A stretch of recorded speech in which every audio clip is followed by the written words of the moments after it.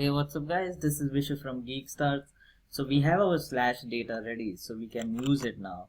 So let's go into our machine first and let me load the settings.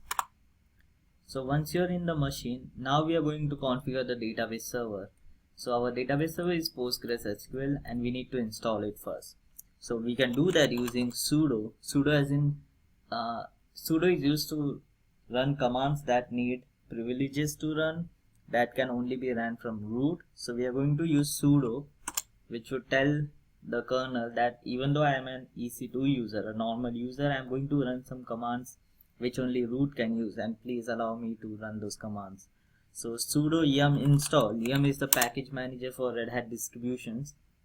A package manager is a tool which installs software and also its dependencies, so you don't have to install everything one by one. It will find out the dependencies, it will install it first, and then it will install your package, so you don't have to worry about anything. So what we are going to do is sudo yum install PostgreSQL, SQL and server PostgreSQL contrib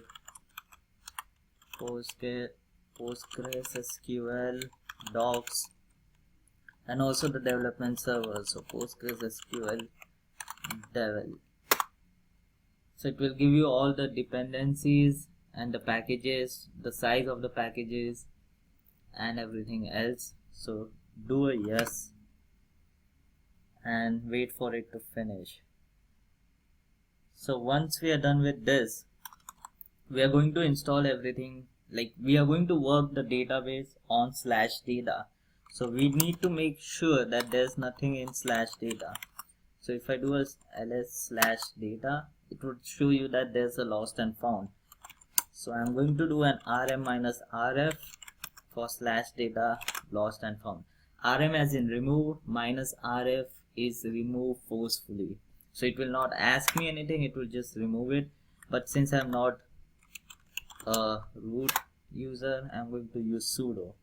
So once you're done with this, if I do a ls slash data, there's nothing in data. So now what we are going to do is give data the owner as an user called Postgres. Yeah, just the Postgres, not PostgreSQL. So what I'm going to do is do a chown, which means owner, chown minus r as in recursively, and then Postgres and Postgres. So this means that, let me write the command first. So chown minus r Postgres slash data. So I have to do sudo. So once you're done with this, if I do ll on slash data, ls minus alt slash data, you can see that the user, this is the user. So yeah, let me explain this command. Chown means change owner recursively as in everything that is inside data, with user Postgres, which also belongs to group Postgres, and the destination of which you want to change the owner. So if I do ls minus alt slash data, it shows that nothing is in there, but it belongs to user Postgres and group Postgres. And this is 755, I guess. Yeah, so this is 755, I think so. It should be 755. That is like the default one. So once you're done with this, we are going to go into Postgres. So to do that, I'm going to go as root first. So I'm in the root. So let me clear the screen. And now I'm going to change the user to Postgres. So when I do this, since I have installed PostgreSQL, it knows that user Postgres is there, and also whenever someone switches the user to Postgres, we have to drop into a shell. This bash is nothing but a shell. This is a different shell, this is a different shell. So user Postgres can only execute commands in this shell. So what I'm going to do is initialize the database. So it would be user bin init db minus d slash data.